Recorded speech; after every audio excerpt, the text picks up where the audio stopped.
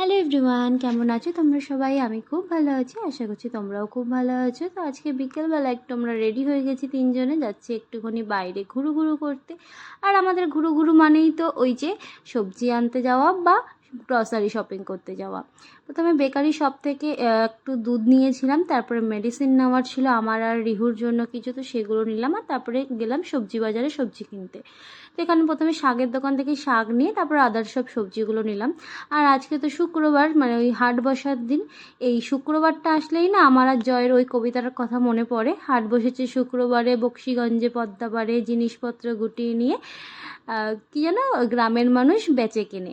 তো আমাদের এখানেও না শুক্রবারে হাটটা বসে সবজির, তার জন্য আমাদের এই কবিতাটা মনে পড়ে যায়। তো যাই হোক, সবজি বাজার থেকে কিন্তু সবজি নিয়ে নিয়েছি। তার পাশেই ছিল গ্রসারি একটা দোকান, তো সেখান থেকে আমার একটা দড়ি নেওয়ার ছিল। কারণ এমনিতে বর্ষাকাল পড়ে গেছে, এখানে খুব বৃষ্টি হচ্ছে, জামা কাপড় শোকাচ্ছে না, তাই ভাবলাম ঘরের দড়িটা নিয়ে জামা কাপড় শোকাবো। তো এখান থেকে দড়ি নিয়ে নিয়েছি, তারপরে বাড়িতে এসে তাড়াহুড়ো করে রান্না বসিয়ে দিয়েছি।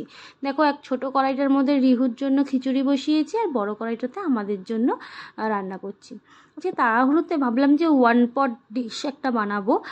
তো তার জন্যই দেখো আমি আজকে বানাচ্ছি ডিমের পোলাও, যেটাতে ওই একটা কড়াইতের মধ্যে আমার সব কিছু হয়ে যাবে। প্রথমে অনেকগুলো পেঁয়াজ কেটে নিয়েছি, সেগুলো একটু বেরেস্তা করে নিয়েছিলাম, আর তারপরে বাদবাকি পেঁয়াজটাকে আবার দিয়েছি। ওই পেঁয়াজের সাথেই না এই সেদ্ধ ডিমগুলোকে আমি একটু ভেজে নেব। আর বাজারে যাওয়ার আগে এই ডিমগুলোকে আমি সেদ্ধ করে রেখে গেছিলাম, যাতে আমার মানে কোনো রকম কোনো দেরি না হয় খেতে। আর আজকে ছিল দিনটা 15ই আগস্ট, আর 15ই আগস্টে তো একটু ভালো মন্দ রান্না করতেই হয়, তাই না? জয়ও বাড়িতে ছিল, কিন্তু জয় বললো যে আমি দুবেলা আজকে পোলাও খাবো না, আমার ভালো লাগছে না, তুমি একবেলার জন্য পোলাও করো। তো তাই ভাবলাম যে দুপুরবেলা ওই আলু সেদ্ধ ডিম সেদ্ধ খেয়ে নিয়েছিলাম, আর এখন পোলাওটা রান্না করছি। এখন রান্না করার একটা কারণ আছে যে একটু যদি পোলাও বেশিও হয়ে যায় না, তাহলে পরের দিন আমার অসুবিধা হবে না। কারণ কালকে যাবে জয় সকালবেলার ডিউটিতে, তো ও তো অফিস থেকে খেয়ে আসবে, কিন্তু আমার জন্য আবার না হলে রান্না করতে হবে। তাই ভাবলাম একটু পোলাওটা বেশি হয়ে গেলে অসুবিধা হবে না, দুপুরবেলা আমি খেয়ে নেব, রাত্রেবেলা যখন জয় আসবে তখন দুজনের জন্য একসাথে রান্না করব। তাই এখানে কিন্তু একটু বেশি করেই চাল নিয়েছিলাম, গোবিন্দভোগ চাল। আর আমার ঘরে যেই গোবিন্দভোগ চালটা ছিল সেটা পুরোটাই শেষ হয়ে গেল। তো যাই হোক, এবার ভাই আবার এনেছিল আমার জন্য গোবিন্দভোগ চাল, তো ওটাই কিন্তু আবার ঢেলে দেবো আমি। আর দেখো, এখানে কিন্তু ওই পেঁয়াজ ভাজার মধ্যে একটু আদা রসুন বাটা দিয়েছিলাম, আর তারপরে কিন্তু ওই ধুয়ে রাখা চালটা দিয়ে একটু ভেজে নিয়েছি চালটা। আর তারপরেই তো সবাই জানো যে পোলাওতে যতটুকু চাল নেওয়া হয় তার ডবল জল দিতে হয়। তো ওই জলটা একটু গরম করে দিয়ে দিয়েছি, তার মধ্যে চেরা কাঁচা লঙ্কা দিয়ে লো ফ্লেমে এবার 15 মিনিট আমি ঢেকে এটাকে হতে দেব। আর মানে 15 মিনিট পরে দেখো আমি এসে দেখছি একটু জল জলে ভাব আছে, তো এর মধ্যে এখন দিয়ে দেবো ওই ভেজে রাখা ডিমগুলো। আর যে বেরেস্তাটা আমি আগে ভেজেছিলাম, ওই বেরেস্তাটা কিন্তু আমি এখানে অর্ধেক অংশটা দিয়ে দেবো, আর অর্ধেকটা না ওই খাওয়ার সময় থালাতে আমি উপর দিয়ে ছড়িয়ে দিই। এতে না খেতে আরও বেশি টেস্টি লাগে।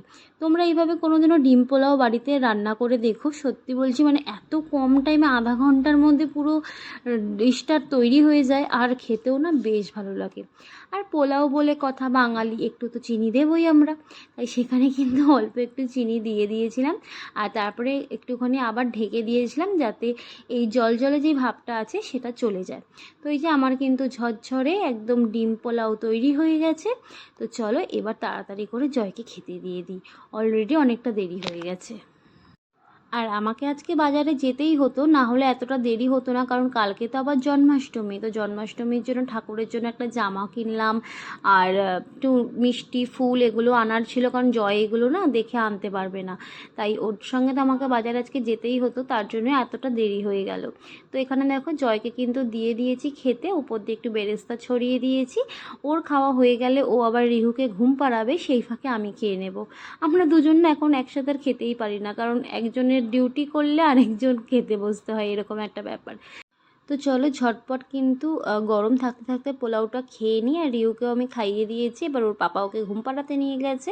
তো আজকের ব্লগটা এই অবধি, ভালো লেগে থাকলে সাবস্ক্রাইব করে দিও। ওকে, বাই, গুড নাইট।